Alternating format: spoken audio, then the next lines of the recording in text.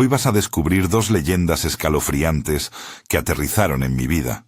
Y si te quedas, decidirás si prefieres creer o simplemente callar y nunca volver a internarte en el monte solo. Te lo digo así, sin vueltas. Una de ellas me obligó a cambiar la cerradura de la casa. La otra todavía me hace mirar por la ventana cuando escucho un silbido lejano. Si te gustan las historias de miedo y leyendas, deja un comentario y suscríbete. Quiero saber cuál de las dos te eriza más la piel. La primera leyenda ocurrió en Yucatán, y la cuento porque pasó conmigo, o al menos así lo recuerdo cada noche que cuelgo mi hamaca en el patio y siento pasos diminutos entre las plantas. Me mudé al monte buscando paz.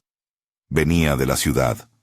Ruido, correcaminos de concreto, un trabajo que me consumía hasta dejarme sin memoria para las cosas sencillas. Compré un pedazo de tierra a las afueras de un pueblo, donde la gente se mira a los ojos todavía con la costumbre de saludar. Quería una casa chiquita, un chultún improvisado, algo donde colgar la hamaca y escuchar el viento. Contraté a un puñado de albañiles del pueblo para levantar la casa. Eran hombres curtidos por el sol, con manos que olían a lodo y a sudor de obra, y uno de ellos, el más viejo, me miró con algo que no era ni desconfianza ni hospitalidad. Era advertencia. «Aquí hay dueños primero», dijo sin mayores explicaciones, y dejó la frase en el aire como quien deja una semilla. No le di la importancia que tenía. Los dueños primeros. Pensé que era un modo poético de referirse a los árboles, al pasto salvaje, a la tierra apenas abierta. Pero en aquellos pueblos se nombra con respeto a lo que no se ve y nunca se nombra con ligereza. Alux. Así lo pronunciaba la gente mayor, con cuidado, y como si el nombre fuera a romperse en el aire. No voy a ponerme académico. Los Alux, según me dijeron después, son guardianes del monte en la tradición maya. Se les atribuye ser pequeños espíritus que cuidan las milpas, las fuentes de agua y los caminos antiguos. Para algunos son traviesos, para otros protectores. Nunca me los imaginé sentados al filo del fogón. Los primeros días todo fue trabajo y calor. El temblor de los martillos, la tierra que se levantaba como un polvo viejo, el olor de las hojas quemadas que los albañiles apilaban en un costado de la parcela. Por las tardes me sentaba en el zacate y miraba cómo la casa agarraba forma. Las paredes de bloque medio recubiertas, el techo provisional para sostener las sombras. Les llevaba tamales y café a los hombres. Les gustaban los tamales calientes, envueltos en hoja de plátano. El abuelo de los obreros, no era mi abuelo, sino el viejo del grupo, los partía con las manos grandes y decía palabras que yo no comprendía, palabras que parecían pedir permiso antes de tragar. La primera señal fue pequeña. Un martillo desapareció. No estaba en la pila de herramientas ni en la caja metálica donde lo guardábamos. La soga que atábamos para subir bloques también se había desvanecido. Pensé en rateros, en distracciones. La obra se maneja con nervios, y a veces los objetos se pierden entre el polvo. Pero lo raro fue que la misma tarde, a media mañana, apareció un martillo nuevo sobre una piedra, bien colocado, con la punta un poco doblada como si lo hubieran usado, y luego devuelto. Nadie en el pueblo tenía ese martillo. El viejo albañil se volvió hacia mí con los ojos entrecerrados y dijo apenas: «Te avisé, joven, hay que pedir permiso». No pregunté cómo pedirlo. Me sentí ridículo, orgulloso quizá, y preferí creer en la comodidad de lo práctico. Terminar la casa. Empezaron luego las risas. No risas humanas, no carcajadas que se reconocen. Eran risitas cortas, como exhalaciones entre hojas, que se colaban al atardecer cuando bajaba la bruma. Se escuchaban alrededor de la fogata, donde los albañiles se sentaban a comer. Por la noche, cuando la obra callaba, esas risitas se multiplicaban en el viento hasta parecer un coro diminuto. Los perros de la comunidad empezaron a inquietarse. El más viejo se negaba a pasar por un sendero en particular y me miraba con urgencia cuando yo lo conducía por la vereda. Los animales de corral se pusieron pálidos, por así decirlo. Algunas gallinas dejaron de poner.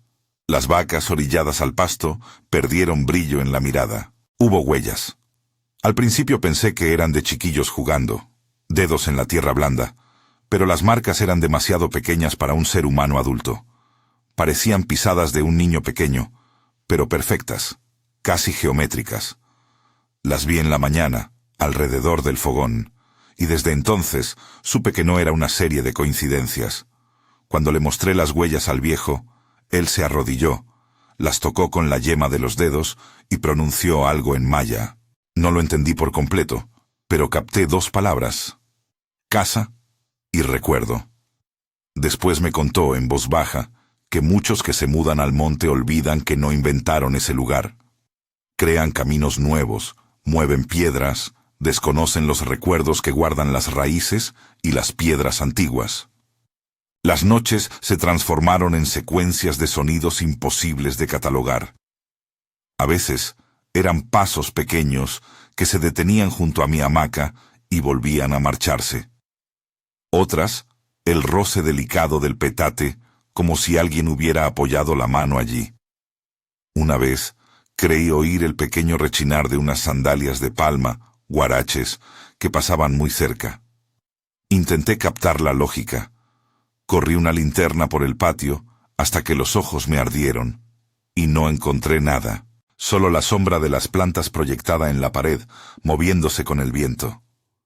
Las noches me trajo sueños con un olor húmedo a tierra removida y a hojas verdes. Soñaba con una figura pequeña que se sentaba en el borde del fogón mientras yo intentaba encender la lámpara. No era un monstruo. No tenía la intención de devorar ni de atacar. Y eso era lo que más me perturbaba. Su presencia era tan doméstica como la de alguien que espera su comida. En el sueño, me preguntaba con voz como arena: ¿por qué abres casa aquí? No era una voz en sentido humano, sino una impresión que se clavaba como una espina. Me despertaba sudando, y el fogón aún olía a humo frío. Con el paso de las semanas la tensión subió de tono. Una mañana, al ir a revisar la milpa que planté, con la ilusión de intentar una vida más lenta, encontré los chiles y la calabaza secos en una esquina. Algo había movido la humedad de la tierra. Los animales pequeños en los alrededores se habían vuelto esquivos. Una liebre que siempre pasaba por la orilla no apareció en todo un día. Las noches que antes eran ligeramente inquietantes se volvieron densas, como si el aire tuviera pesos que no debía llevar. Fue entonces cuando ocurrió el episodio que me obligó a dejar de pensar en explicaciones racionales. Era una noche cerrada, de esas que la luna se olvida de alumbrar, y el silencio era tan denso que podía escucharse el latido propio bajo la ropa. Había dejado una olla con frijoles caliente junto al fogón. Sabía que los albañiles volverían al día siguiente, y no quería desperdiciar la comida. Me quedé fuera, moviendo algunas planchas, encendiendo un poco de luz en la cocina. Sentí de nuevo ese roce, pasos diminutos alrededor de las piedras del fogón. No pensé nada, no quería ver, y sin embargo, un sonido diferente rompió el aire. Una respiración aguda, contenida, que parecía reír al mismo tiempo. Apagué la linterna para no perturbarlo. Mi cabeza se llenó de imágenes estupendas de valentía que nunca tuve. La figura apareció, si así puede decirse, a 2 metros de mí, del tamaño de un niño pequeño, delgado, vestido con algo que parecía telaraña vieja o musgo seco. No era grotesco, tenía rasgos casi infantiles, ojos demasiado brillantes en la penumbra. Se sentó en una piedra, señaló la olla y dijo, o la sensación fue que dijo, algo que entendí como: aquí come quien cuida. No recuerdo si pronunció palabras exactas. Recuerdo la certeza que se clavó en mi pecho como si hubiese escuchado un reclamo ancestral. No corrí. No es que fuese valiente, era estupidez, o la suspicacia de quien intenta comprender. Di un paso hacia atrás, y la criatura se levantó como una campanilla de aire y me miró fijamente. Sus ojos no eran humanamente crueles. eran territoriales. Fue entonces cuando el viejo albañil salió de la oscuridad. Había llegado en silencio, cargando una botella pequeña envuelta en petate y un paquete de tamales. Se acercó sin titubear, puso la botella en el fogón y con una voz más firme que todo lo que había escuchado hasta ese momento, dijo unas palabras que me sonaron a plegaria y a orden. No voy a reproducir esas palabras porque no las conozco completamente. Sé que hubo ofrenda, tabaco, tamales, un poco de balché. Digo esto último con cuidado. El balché es una bebida tradicional de algunas comunidades mayas, hecha a base de corteza fermentada y miel. No es un mero trago de fiesta, sino parte de rituales y ofrendas en contextos particulares. No doy recetas. Lo menciono para contextualizar por respeto a la costumbre. La ofrenda no fue teatral, fue una petición de tregua. El viejo dejó el tabaco y ofreció la botella, y la criatura olfateó y pareció aceptar. Después se inclinó, como si lo hubieran saludado, y se desvaneció entre las sombras de los ceibos. Aquella noche no dormí por la sensación de que algo nuevo había quedado pactado entre nosotros. El viejo me dijo en voz baja, con una gravedad que no admitía discusión. «Respeta, hijo. No todos los pasos son tuyos». Me explicó que era común en esos parajes encontrar aluks, o espíritus de la tierra, que no eran ni buenos ni malos por definición. Respondían al trato. Si se les ofrecía respeto y comida, podían volverse protectores. Si se les ofendía o se les olvidaba, podían ser traviesos o, en el peor de los casos, hacer que las cosas salieran mal para el que no reconoce su casa. Le pregunté por qué no me había dicho esto antes. ¿Por qué había confiado en que las respuestas estaban en la mano? Me respondió que había esperado que aprendiera por mí mismo, o quizás simplemente quería evitar que me quedara en mi soberbia. No le guardé rencor. En el fondo, me daba vergüenza haber sido tan arrogante como para creer que podía poner paredes sin escuchar lo que el monte ya guardaba. Hicimos la ofrenda al día siguiente con la comunidad presente, más por respeto que por miedo. Se trajeron tamales, se encendió un poco de humo de tabaco y se dejó algo de balché en una vasija. El rito fue sencillo y breve. Nadie hizo de eso un espectáculo. Un chiquillo del pueblo se asomó con curiosidad. Las ancianas siguieron el gesto con manos curtidas por la vida, y las palabras del viejo, no pronunciadas en voz alta por mí, y tampoco por él del todo, parecieron validadas. Fue como firmar un papel invisible. Desde ese día, las desapariciones de herramientas disminuyeron. Los perros volvieron a cruzar por el sendero. La milpa recuperó su aliento. Pero no todo desapareció. La presencia siguió. Pequeñas cosas que faltaban en las mañanas, una hoja fuera de lugar, risas muy lejanas cuando rompía la hoja del tamal por la noche. Había un pacto de convivencia, sí, pero no de sometimiento absoluto. El alux permanecía cerca, como un vecino que acepta que le robes una fruta de vez en cuando, pero no que le marques un límite en su propia casa. Vivir con esa compañía era aprender a dejar platos fuera, a ocultar algunas cosas, a no dejar la carne al descubierto. No era una vida perfecta, pero era la vida que había elegido por buscar paz. Con el tiempo, dejé de sentir miedo en el sentido punzante de las novelas de terror. Había aprendido a escuchar. A veces, cuando la luna no ilumina, siento pasos diminutos y me levanto a dejar un pedazo de tamal junto al fogón. No lo hago por miedo, lo hago por prudencia, por respeto, y por una memoria que ahora me habita, la certeza de que no soy el primero, ni seré el último en creer que puede apropiarse la tierra. Cuenta mucha gente que los aluks pueden ser celosos, que a veces hacen bromas pesadas a quien se burla. Otros insisten en que son guardianes y merecen homenaje. Yo no puedo probar nada más que mi experiencia, la sensación de haber coincidido con algo que tenía de suyo el cuidado de un lugar. Puede parecer romántico, puede sonar a superstición. A mí me cambió la manera de caminar. Una tarde de lluvia, meses después de aquella ofrenda, algo sucedió que me hizo entender que la convivencia era ambivalente. Noté que la despensa tenía menos frijoles. Al principio pensé en ratas. Examiné rincones, puse trampas. Nada. Una noche, sin luz, vi una sombra pequeña moverse entre los estantes. No era la sombra de un roedor. Tomé una linterna y la apunté hacia el sonido. No había nadie, pero debajo del estante, en el suelo, encontré una pequeña huella en la tierra fina que antes había sido parte del patio.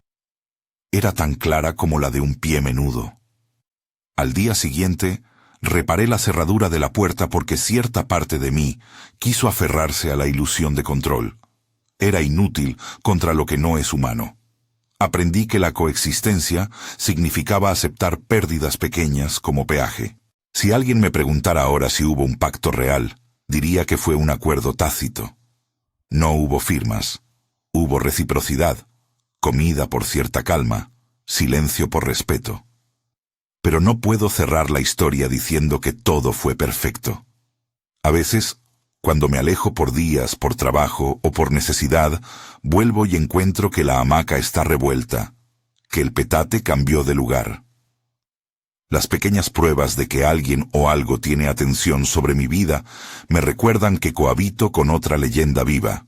Hace un par de años, en una noche en que la brisa traía olor a tierra mojada y el canto de grillos, escuché algo distinto, un golpe seco en la pared trasera. No eran pasos diminutos, era un golpe más firme, como de quien quería ser oído. Salí de la casa con la linterna y recorrí el perímetro. Nada. Solo la efigie del viejo ceibo, sus raíces arrugadas, como si también él guardara memoria. Me quedé parado allí, sintiendo el silencio como una presencia más, y me dije para mis adentros que quizá hay cosas que solo la vida en el monte te obliga a aceptar. No eres dueño absoluto de la tierra, eres huésped persistente. Esa noche, en la penumbra, sentí la necesidad de hablarle a la figura que tantas veces había oído. No era por soberbia, sino por curiosidad, por el impulso humano de pedir consuelo. Susurré una frase que había aprendido del viejo albañil. Aquí somos pocos, aquí vivimos juntos. No esperaba respuesta. Lo supe. La respuesta llegó en forma de una brisa tibia que me rozó la cara, como la caricia de una mano pequeña. Fue suficiente. Era una promesa silenciosa. Mientras yo respetara, la convivencia seguiría. Sin embargo, ese no fue el final de los avisos. Con el tiempo llegaron pequeños incidentes que me recordaban que la presencia no era neutral. La leche se cortaba inesperadamente. Un saco de maíz aparecía roto. Un día, encontré un plato de barro con restos de ceniza y una hoja de tabaco consumida al borde del fogón. Cosas que podían explicarse, sí, pero que, acumuladas, marcan un patrón distinto al azar. Empecé a registrar las fechas en mi libreta. La desaparición de una herramienta cada tanto, un sonido nuevo que se parecía a un cascabel sin cascabel, una carcajada seca que parecía burlarse de mi lógica. Fue en una de esas noches, ya con la casa terminada y con la plantilla de una vida que me gustaba, cuando escuché otro fenómeno que me heló la sangre. Pasos diminutos dentro de la pared. No era un crujido normal de la madera. Era como si alguien caminara por detrás del muro, poniendo la planta de los pies con cuidado. Fui hacia la pared, posé la palma y sentí una vibración lejana, marcada, como el latido de algo vivo. Llamé al viejo y a un par de vecinos. Todos se quedaron en silencio, escuchando lo que no se oye.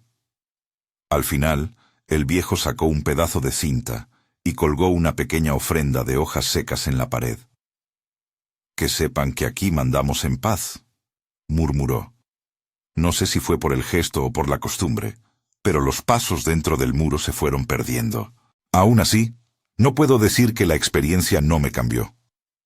Me obligó a asumir límites, aceptar que la modernidad tiene fronteras, a comprender que la construcción de una casa no es solo cuestión de ladrillos y techo, implica saber habitar. Aprendí a dialogar con la tierra, aunque no me contestara con palabras, sino con consecuencias. Buena cosecha o sequía repentina, perros tranquilizados o huidas del rebaño. Y aquí es donde termina esta primera parte de lo que vine a contar. La historia de la Lux en Yucatán es la prueba de que la tierra reclama memoria y que las ofrendas no son mera teatralidad. Yo aprendí a convivir, a recibir las pequeñas desapariciones como un precio de la paz y, sobre todo, a escuchar. A veces me despierto y siento pasos diminutos alrededor de la hamaca. No corro, apenas dejo un pedazo de tamal en la piedra y vuelvo a recostar la cabeza. Pero no creas que esto fue lo único que me pasó en la vida rural. Porque una vez entendí a los guardianes del monte, creí que había visto lo más extraño. Me equivoqué. Hay otra cosa, mucho más siniestra, que aprendí en una familia campesina de Chiapas, donde el silencio del monte se convierte en advertencia, y un silbido puede significar peligro. Allí aprendí que el monte no solo guarda guardianes diminutos. A veces guarda sombras altas que silban y que hacen callar incluso a los perros. Antes de contarte exactamente qué pasó en esa otra ocasión, debo admitir algo. Mientras estos relatos caminan hacia la oscuridad, mi consejo es prudencia. No busques estas historias como si fueran mapas. No te aventures a provocar lo que otros llaman con respeto.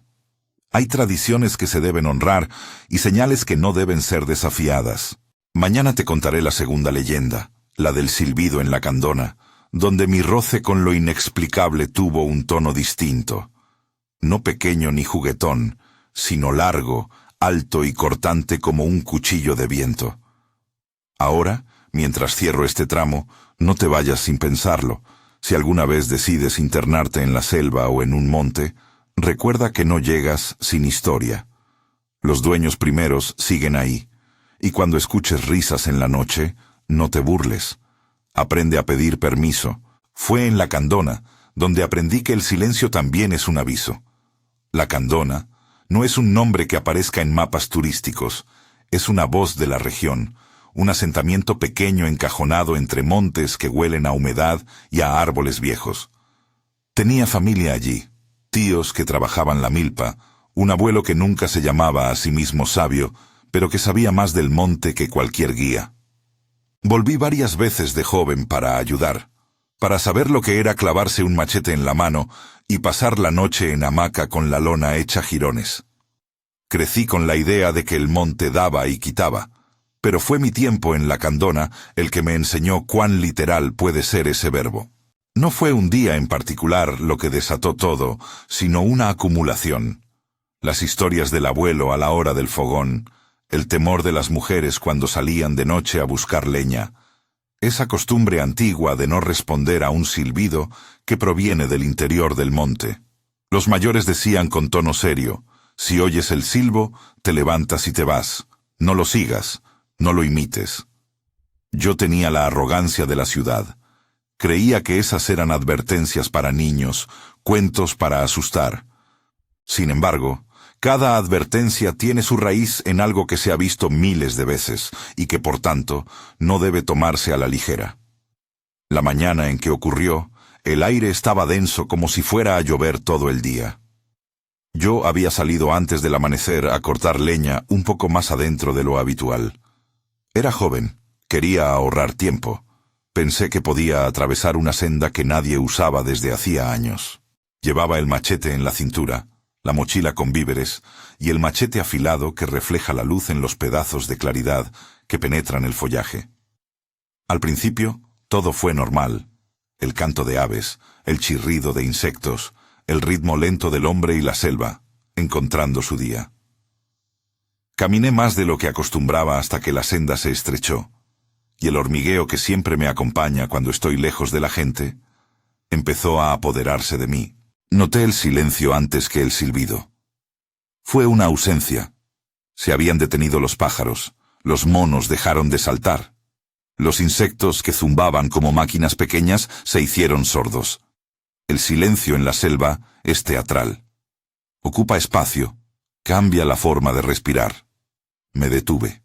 Pensé que sería una tormenta, o que un jaguar se acercaba, o que simplemente había cruzado una zona muy cerrada. Seguí caminando con cuidado, Fue entonces cuando lo escuché por primera vez. Un silbido. No era un silbido cualquiera. No era el silbido humano que hace un pastor para llamar a sus perros, ni la queja aguda del viento cuando se cuela por una ventana vieja. Era un silbido hueco, largo, sostenido, que parecía surgir de todas partes y de ninguna al mismo tiempo. Tenía un timbre lamentoso, como si alguien soplara en un tubo largo. Se filtraba entre las hojas, y lo mismo te rozaba la nuca, que te atravesaba el pecho. Se repetía en intervalos, que no parecía marcar un ritmo natural. A veces se estiraba, otras se cortaba, y cuando cesaba volvía un silencio aún más profundo, donde uno podía escuchar la propia sangre. Me quedé inmóvil, más por respeto del viejo que por miedo real. En la garganta me subió el recuerdo de una cara. El abuelo sentado junto al fuego, su mano huesuda mostrando un surco en la palma y su advertencia clara. Cuando silbe el monte, no te hagas de oídos sordos. Iba a dar media vuelta. Iba a regresar por donde había venido, pero la curiosidad, esa que ha costado a muchos el sustento de la prudencia, me empujó un paso más adelante. El silbido me rodeó. Se sentía cerca y lejano a la vez, como si una figura alta se colocara entre los árboles y el sonido rebotara en su cuerpo sin llegar nunca a mostrarlo. Empezaron a cambiar otras cosas. Un olor fétido, como a carne vieja, se coló entre el verde y me arqueó el estómago. Era un olor que no correspondía a la selva sana.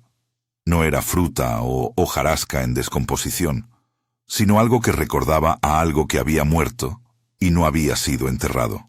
Ese olor, contra toda lógica, estaba ahí a contramano del viento. Vi la sombra por primera vez en un claro pequeño. No la vi completa. La vi primero como ausencia, como una franja más oscura entre los troncos. Se alargaba, tenía una postura erguida que no se correspondía con la de los árboles. Su perfil era delgado y parecía medir el doble que un hombre. No era un matorral ni un tronco. Cuando la miré con más atención, sentí el estómago aferrarse al miedo. Tenía ojos que brillaban como carbones encendidos, 2 puntos rojizos que me enfocaron como si fuesen faros. No eran ojos de animal, tenían una intención. Puedo hablar de detalles, porque los recuerdo con la nitidez del que no ha podido olvidar. La entidad tenía manos largas, con dedos como ramitas, terminados en algo que se acercaba a la idea de uñas, pero no eran uñas humanas. Más bien eran garras secas, como si la piel se hubiera encogido. Cuando se movía, no rompía la maleza como un cuerpo ordinario. Se deslizaba, como una sombra que evita chocar con nada, y el silbido que la acompañaba se volvía un tono más bajo, casi burlón. El cuerpo reaccionó antes que la mente. Mis piernas temblaron, pero era una parálisis de raíz antigua, del animal que entiende que cualquier movimiento precipitado puede ser fatal. Quise gritar. No salía la voz. Quise correr. Las botas parecían pegadas al suelo por una mancha invisible. El silbido fue subiendo en intensidad, y con él, una presión que me obligó a inclinar la cabeza. Entonces sentí algo parecido a hormigueo en la nuca, y con ese hormigueo, una presencia que se apoyaba en mis espaldas como si me estuviera pesando. No era una mano tangible, era la sensación de una compañía fría que no pide permiso. En ese instante, y lo cuento sin orgullo, pensé en lo pequeño que era. Pensé en las veces que en la ciudad había desestimado advertencias de gente mayor. Vi mentalmente a mi madre tejiendo bajo la sombra del alero. Vi al abuelo partiendo su pan, y me juré a mí mismo no hacer ruido para que no me descubrieran. Fue un acto de la razón primitiva. Me agaché hasta quedar casi con la frente en la tierra, intentando fingir carne muerta, porque en la selva los depredadores suelen ignorar lo que parece no respirar. La sombra se acercó como un tallo. Sus ojos me estudiaron sin pestañear. Fue un examen. Hubo un instante largo, ya sin tiempo, en que sentí una mezcla de terror y asombro. No sentía odio. Sentía una curiosidad con tono de sentencia. Al final, La figura hizo un gesto con sus manos huesudas, un movimiento que pudo ser una invitación o un señalamiento. Algo en mí se rompió. El miedo dejó paso a la necesidad de salir de allí. Fueron apenas 2 pasos, 1, 2, antes de que mi cuerpo, liberado por algún resorte instintivo, se pusiera en marcha. No fue valentía. Fue huir con la boca seca, con el machete golpeando la pantorrilla, las obreras del bosque partiéndose como si quisieran impedirme el escape. Corrí sin saber a dónde iba. El silbido no me persiguió en la forma que esperaba. No vino detrás como una sombra que sigue los pies. En ocasiones, lo sentía a mi izquierda. En otras, a la derecha. Parecía rodearme, tantearme, como el sonar de un animal que investiga. Caí varias veces. Me levanté con las manos llenas de lodo, y en un tramo, al improvisar un salto sobre una raíz, sentí el raspón de algo frío que rozó mi espalda. Grité entonces, un grito que no pretendía ser héroe sino aviso, y la selva pareció reaccionar. Los pájaros se soltaron como una bandada, las hojas se movieron como una ola, y yo, impulsado por una fuerza que ya no era mía sino de la necesidad, atravesé una barranca y llegué hasta el camino principal. La gente del pueblo me vio llegar con el rostro desencajado, la ropa rota y las manos temblorosas. No pude decir más que palabras sueltas, y el olor a podrido seguía pegado en mi ropa. Me llevaron directo a la casa del abuelo. Allí, con manos firmes que conocían el remedio para la carne y la herida del susto, me sentaron frente al fogón. El abuelo me miró con una mirada que combinaba enojo y alivio, como si me regañara por algo que debía ser natural, y al mismo tiempo estuviera contento de que no hubiera empeorado todo. No hizo preguntas largas. Sabía. Eso fue lo más inquietante. Su rostro no estaba sorprendido. Sacó de un cajón una botella de aguardiente, unas hojas de tabaco, un puñado de sal y algo que olía a resina. Encendió una pequeña lumbre y dejó que el aire del hogar se impregnara de humo. No hubo dramatismo. Hubo eficacia. Tomó una rama fina y con una mezcla de movimientos que parecían prácticas repetidas, dejó unas gotas de aguardiente en el suelo en la entrada de la casa. Puso tabaco en un cuenco y dejó que el humo se lijara por la sala.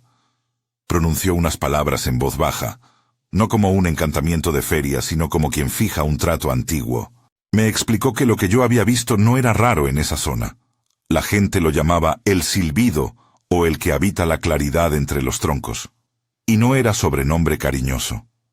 No es un espíritu de juego, dijo. Es un aviso. Tiene hambre de atención. Se alimenta de quien se demora, de quien responde. Me contó que en su juventud había visto a otros hombres encontrarse con esa misma sombra y no regresar en buenas condiciones. Algunos perdían la razón, otros se desorientaban hasta morir de inanición en el monte. No habló de licencias científicas, habló de historias que el monte recuenta para que la gente no repita los errores. Me obligó a beber un sorbo fuerte de aguardiente y a fumar un poco de tabaco hasta que me dolió el pecho. Hizo con eso un ritual de purga, no para limpiar a Dios, sino para que tú recuerdes el aire de la casa, murmuró. Actuó como quien repone fronteras entre lo humano y lo que no lo es. Luego me dio instrucciones concretas, casi militarmente prácticas. No vuelvas a internarte solo después de las 5. Si oyes el silbido, no contestes. Si alguien te acompaña, marchen juntos y lleven luz. Si te pierdes, busca una quebrada o un camino de agua.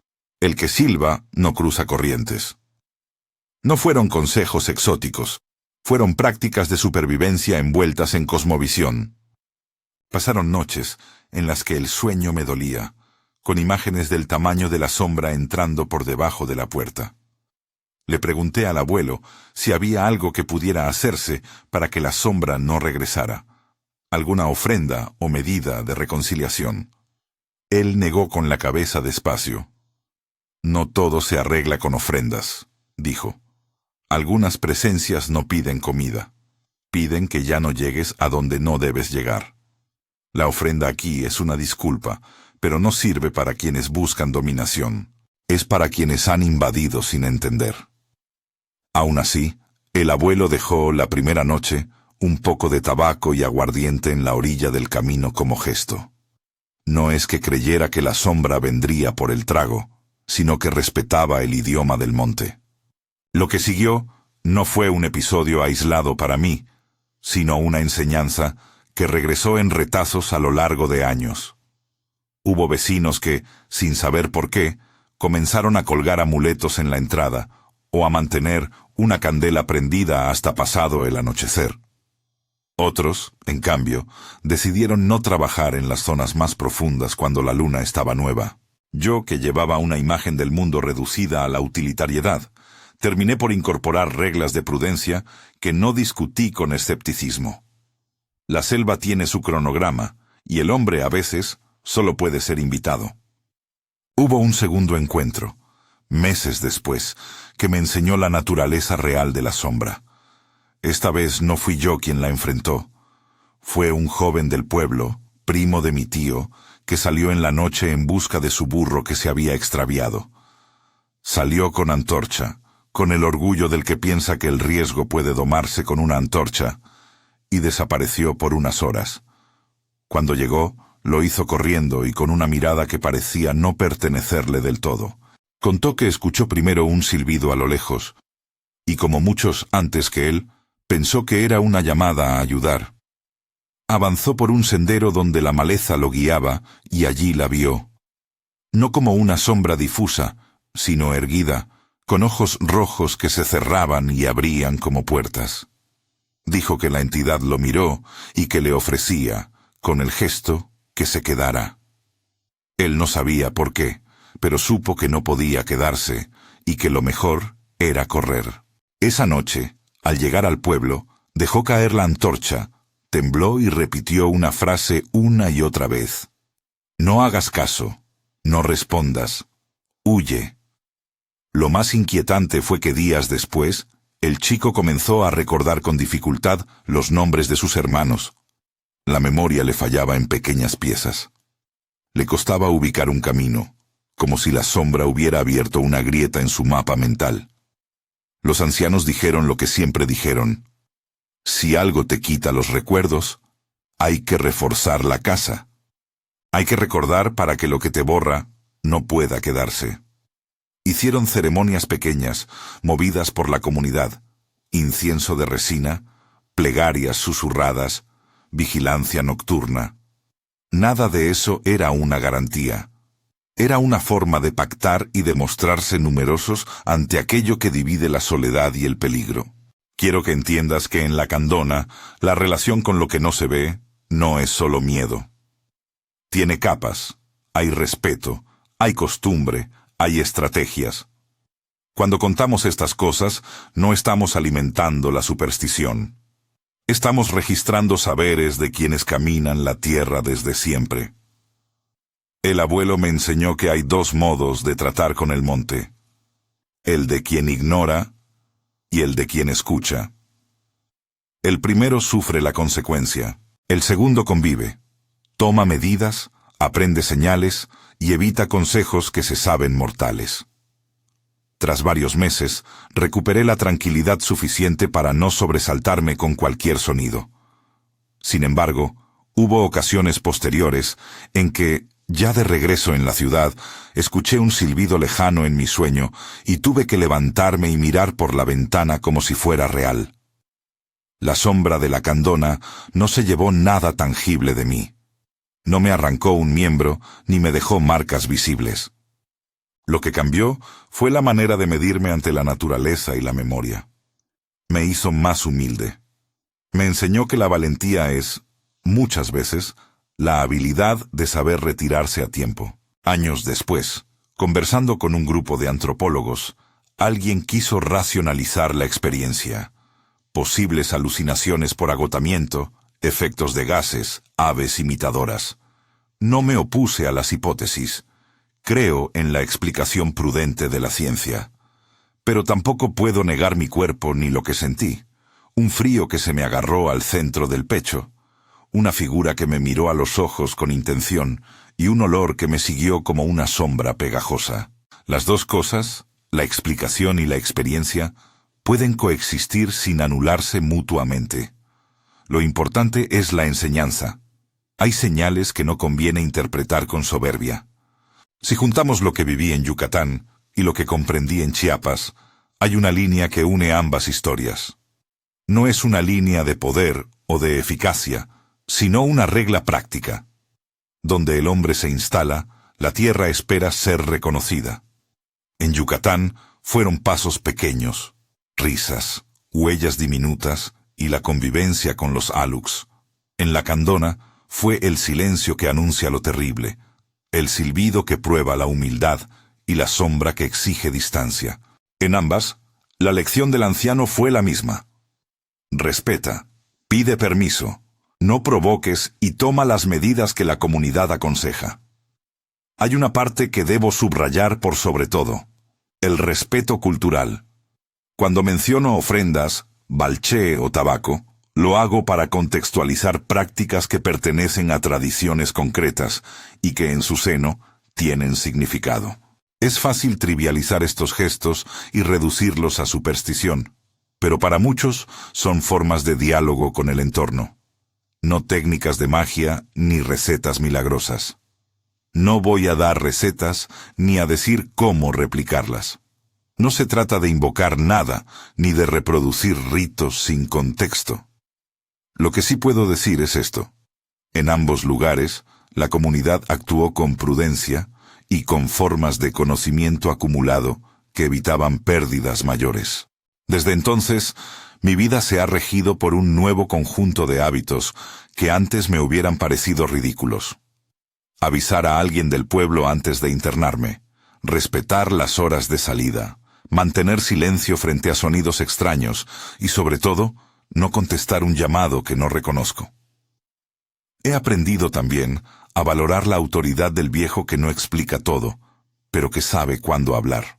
Hay un orgullo en no admitir la muerte del misterio. Eso nos ha llevado, como especie, a chocar con cosas que no entendemos. En vez de eso, conviene escuchar y aprender. No hay vergüenza en aceptar que unos saben más por haber caminado más.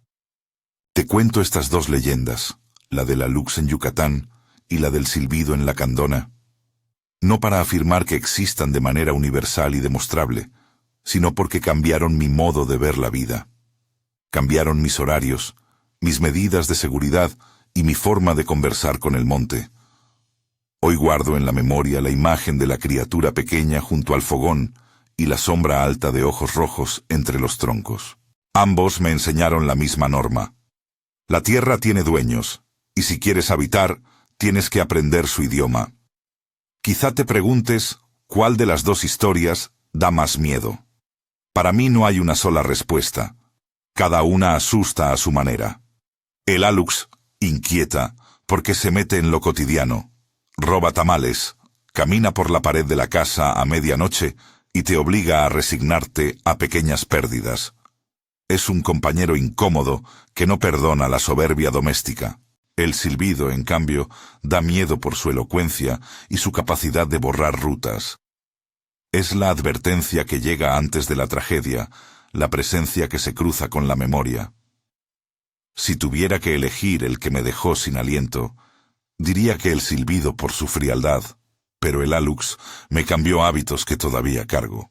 Antes de despedirme, una advertencia final.